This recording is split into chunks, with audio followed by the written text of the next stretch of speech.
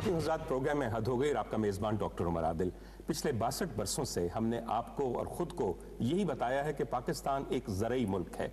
62 सालों में एक ज़रई मुल्क को अपनी ज़राअत में किस किस्म की मेराज पा लेनी चाहिए थी वो आपके सामने होगी, मगर हकीकत हाल ये है कि आज 62 बरसों बाद हमारी ज़राअत तबाही के दहाने पे नहीं, तबाही के ऐन दरमियान में है।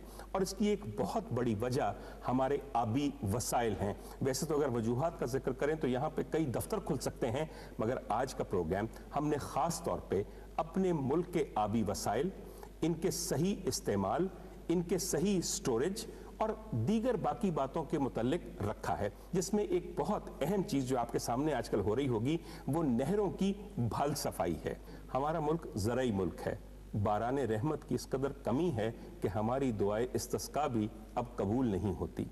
उसके अलावा जब कभी पानी आता है तो क्या हम उसे कहीं पे संभाल के रख सकने के अहल हैं, या हमने स्टोरेज कैपेसिटी अपनी बढ़ाई? उसके बाद जो हमारे आबी वसाइल हमें ज़ेरे ज़मीन मुयस्सर हैं, उनका इस्तेमाल हम कहाँ तक करते हैं, जायज़ भी और नाजायज़ भी? यही हमारे आज के मुज़ाकरे का एक मेन मौजू होगा। और इस सिलसिले में मैंने अपने साथ कुछ नहायत उम्दा मेहमान इसलिए बुलाए हैं कि वो इस पूरे मौजू पे अपनी गहरी नज़र रखते हैं। मैं सबसे पहले उनका आपसे तारुफ करवा दूं। मेरे दाएं जानिब तशरीफ़ रखते हैं जनाब हाजी मोहम्मद रमज़ान साहब। हाजी साहब, मैं तो उनको ये समझता हूँ कि किसान हैं, मगर वो किसानों में भी एक ओहदा रखते हैं, और वो ओहदा ये है कि वो मरकज़ी सेक्रेटरी इत्तलात हैं किसान बोर्ड ऑफ पाकिस्तान के। उनके साथ तशरीफ़ रखते हैं हमारे अजीज़ जनाब उमर चीमा साहब। उमर चीमा साहब को आप मुख्तलिफ रूप में देखते हैं। इनके पास दरअसल वो लोग नहीं होते जो हु वेयर डिफरेंट हैट्स। जो आज हैट उन्होंने पहना हुआ है वो तहरीक इंसाफ वाला नहीं है। आज उमर सरफराज चीमा साहब यहाँ पे साबिक सदर वाटर काउंसिल ऑफ पाकिस्तान की हैसियत से तशरीफ़ रखते हैं।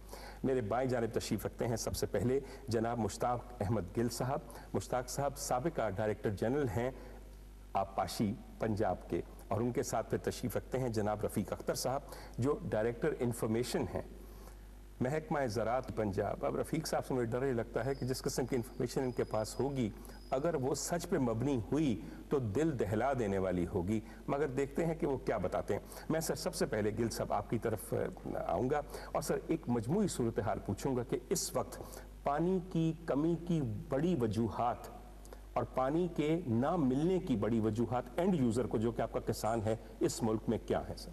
एक तो ये है कि आज़ादी के वक्त हम पाकिस्तान में सिर्फ इस हिस्से में 32 मिलियन थे, आज हम 180 मिलियन हैं, या 175 मिलियन जो है वो पहुंच गए, यानी आबादी में तकरीबन 4-5 गुना इजाफा हुआ। दूसरी बात जो हमारे साथ हुई, हम एक वाटर एफ्लुएंट कंट्री थे जिसको वाफर जहां पानी है, और उसके बाद जब हमारा 60s में ये इंडस वाटर ट्रीटी हुआ, जब हमारे 3 दरिया चले गए, तो वो उसमें एक तो आबादी में इजाफे के साथ पानी की ज़रूरियात पड़ रही थी, ज़रूरी ज़रूरियात, क्योंकि 90% जो हमारा पानी है इस वक्त वो टोटल वो ज़राअत का शोबा इस्तेमाल करता है। तो उस सूरत में लामहाला उसमें कमी आई, और ये शायद वाहिद मुल्क है हम दुनिया में कि हमारे जो दरिया बंद हुए तो उसके साथ जो था वो हमने लिंक कैनाल्स बनाई, और ये बंद नहीं हो गए ना आपने। अच्छा। इंडस वाटर ट्रीटी एक बहुत बड़ी गलती है। ये मैं समझता हूं कि ये एक बहुत बड़ा ब्लंडर था, लेकिन इसे करने वाले कौन थे सर? इस वक्त करने वाले जो थे, मैं ये समझता हूं कि करने वाले वो उस वक्त की हुकूमत थी, या अगर जिस वक्त इंडिया ने पानी बंद किया था आपका, उस वक्त ना तो इंडिया के पास ये वसाइल थे। उस वक्त अगर ये स्टैंड लिया जाता, उस वक्त की हुकूमत ये कहती कि जी आप किस वक्त तक, कितनी देर तक हमारा पानी बंद कर सकते हैं, लेकिन साहब ये मुआहदा तो करने वाले चले गए। हाँ जी, लेकिन अब जो उस मुआहदे की धज्जियां बखेरी जा रही हैं, आप लोग कहाँ सोए हुए थे? अक्सर मैं अर्ज करूं कि इसमें यह था कि हमें तो जिस दिन हमने ये किया था, आने वाली हुकूमतों को और उस हुकूमत को भी, जब ये था कि दरिया जो है वो हज़ार साल चलते हैं, डैम्स जो हैं वो कोई 50 साल किसी की ज़िंदगी है, किसी की 100 साल ज़िंदगी है। हमें उस वक़्त ये करना ये चाहिए था कि ये तरबेला मंगला का जिस दिन हमारे ये डैम्स बने थे, जिस दिन हमने कमीशन किए थे, उसी दिन अगले डैम्स के लिए हमें जो था वो उसका संग बुनियाद रखना चाहिए। अब हुआ क्या कि हम लोग तो टेक्निकल लोग हैं, हम लोग जो अपने नॉलेज के ज़रिए, हम तो जिस तरह इरिगेशन के इंजीनियर हैं या एग्रीकल्चरिस्ट हैं, हमारा तो काम यही था कि हम उनको सजेस्ट करते, लेकिन बदकिस्मती से इनको पोलिटिसाइज किया गया सारे सिस्टम को। अब आज सूरत हाल ये है कि जो 3 ईस्टर्न रिवर्स, जो वेस्टर्न रिवर्स थे, 3 मशरकी दरिया तो गए, अब जो 3 ईस्टर्न रिवर्स हैं, जो झेलम है, चनाब है, झेलम है और इंडस है, उनके साथ आज क्या हो रहा है, ये भी एक ऐसा मौका है। इस प्रोग्राम की वसातत से मैं ये कहना चाहता हूँ कि इसके लिए आप देखें कि दुनिया ने आपके साथ आपकी मौजूदगी में जब लोगों ने सहरा रेगिस्तान आबाद किए, तो आपका आज भी जो है 35-36 मिलियन एकड़ फुट पानी समुद्र की नज़र, मीठा पानी नज़र हो रहा है। तो ये एक ऐसे बात है जिनके लिए एक पॉलिटिकल लीडरशिप जो है वो विजन देती है। और हम लोग अहम बात गिल साहब ने आपको ये बताई है।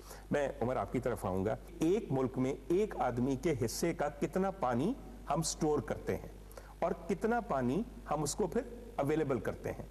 हमारी तकरीबन 1947 जब पाकिस्तान बना है, उस वक्त कुछ तकरीबन 5600 क्यूबिक फीट जो है पर कैपिटा जो है हमारी अवेलेबिलिटी थी पानी की, और आज वो 1100 पे आ गई है। ख़वातीन हज़रात, मैं यहाँ पे ये दोहरा दूं, पाकिस्तान के क़याम के वक्त एक पाकिस्तानी के हिस्से के लिए जो पानी हमने स्टोर किया था वो 5600 अवेलेबिलिटी जो थी, अवेलेबिलिटी की मैं बात कर रहा हूँ आपसे। और अगर हम स्टोरेज पे अगर हम देखें तो जो बाकी तरक्की याफ्ता ममालिक हैं उनमें अगर आप देखें, जैसे अमेरिका के अंदर तकरीबन 6000 क्यूबिक फीट पर कैपिटा उनकी स्टोरेज कैपेसिटी है, जबकि पाकिस्तान और ऑस्ट्रेलिया के अंदर 5000 है, चाइना के अंदर तकरीबन 3200 के करीब है। पाकिस्तान की अगर आप देखें जो करीबन है इथोपिया के, वो है तकरीबन 200 क्यूबिक फीट पर कैपिटा।